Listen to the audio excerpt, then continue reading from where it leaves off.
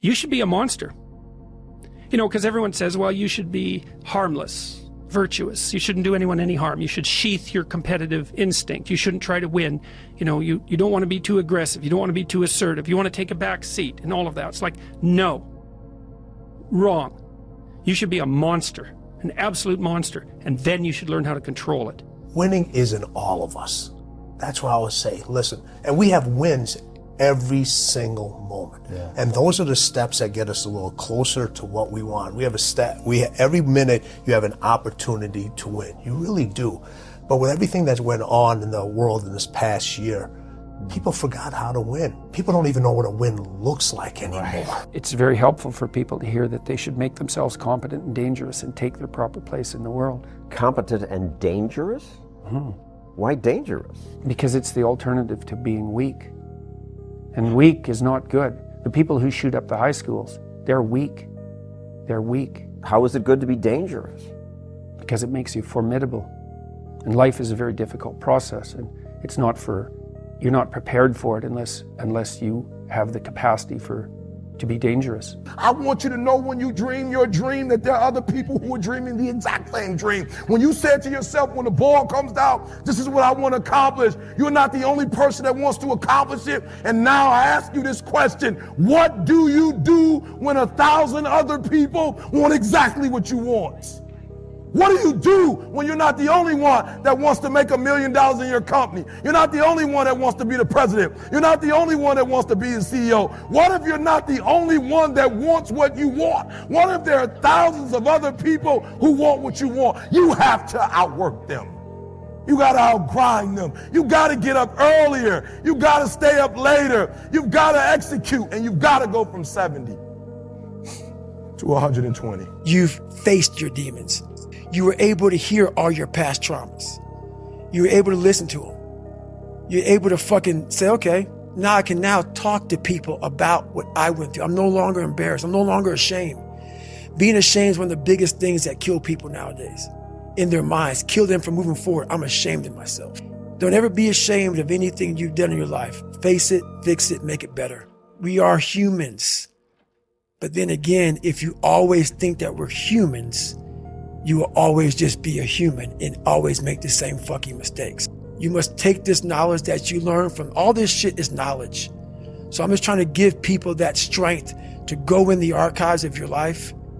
Because while you're probably fucked up, it's probably something happened to you in your life. Go through the archives, dig it up, study it, and then use it for yourself. That's the main purpose for me right now. You want to become best, you want to become champion, and now you want to say like you tired. Who cares? You tired or not? Nobody care about you. Even you, if you're gonna watch fight, you just watch fight. They walk out inside the cage, they fight, and they leave. You don't know what happened behind the scenes. Yeah. This is not your business. Nobody care about this. Yeah. He was tired, he have personal problem, family. Nobody cares. You don't know, like, you just see how he fight and he go. Yeah. And for this one, you have to train so hard. If you don't want, halas, go back to Dagestan. Nobody gonna ask about yourself. Without you or with you, there is always gonna be champions. With your name, this is your choice. You wanna put your name there? Okay, work hard. No, bye-bye. Yeah. Just doing it makes you do more. Like, do more hard shit makes you do more hard shit. Understanding that you want it bad, so you're willing to put into work and do things you don't want to do, it's what makes you have the confidence that you know how to push through, and the mentality that I'm the type of dude to get shit done. Like, I'm not gonna waste my day just sitting around a fucking hotel room. No, I'm gonna go to work. I'm going to work all day. I'm going to drive 5 hours and keep that radio gig, and then drive 5 hours and spend 10 hours of the fucking 24 in a day in a goddamn car to do gigs. It's fucking action. Take action. I'm going to be a millionaire. I'm going to change the world. I'm going to do this for this person. I'm going to buy this for my mom and my children. I'm going to put them through school. And you got all these great dreams, and then you get up in the morning and life punch you in your face. E.T., just like you, I get punched in the face.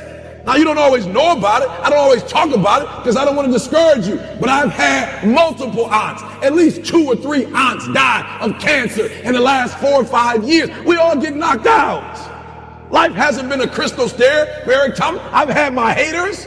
I've had people who've come against me, who try to sabotage me. I'm like the lion. I'm not the gazelle. I don't need something external to motivate me. I find something within. And you got to do me a favor. Like, you can't give up. You can't give in. Like, listen to me. If it was easy, everybody would do it. And if life's got you backed up, I need you to do what Buster Douglas did. Buster Douglas started fighting back. That's the pride in which you have as a man. Is that you see your mom, you see your girl, you see your kids, you see all this shit. You see them doing well. That's all a real man wants.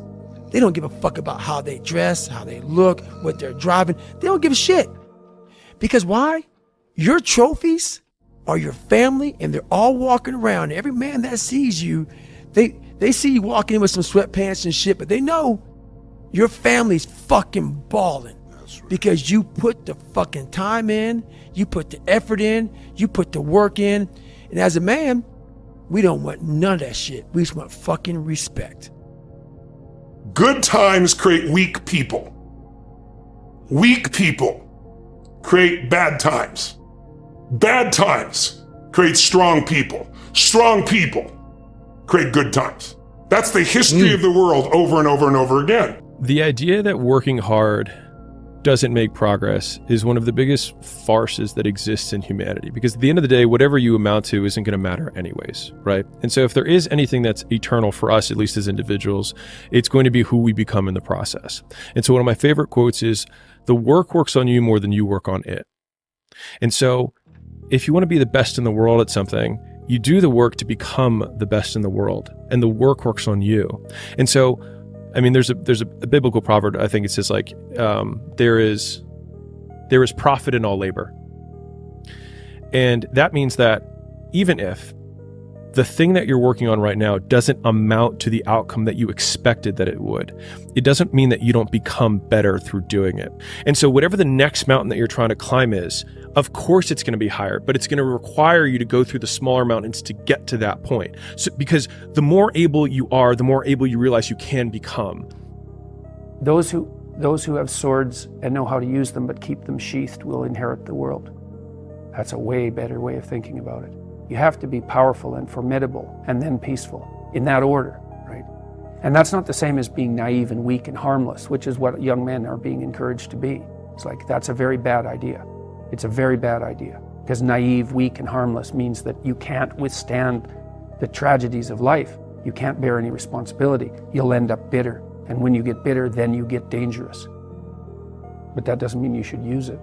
There's nothing to you otherwise. Like, if you're not a formidable force, there's no morality in your self-control. Now, for a diamond to be produced, it must first go through extreme heat.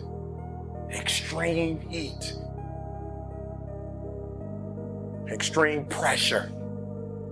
Are you hearing what I'm telling you? For a diamond to be produced, it has to go through extreme pressure, extreme heat.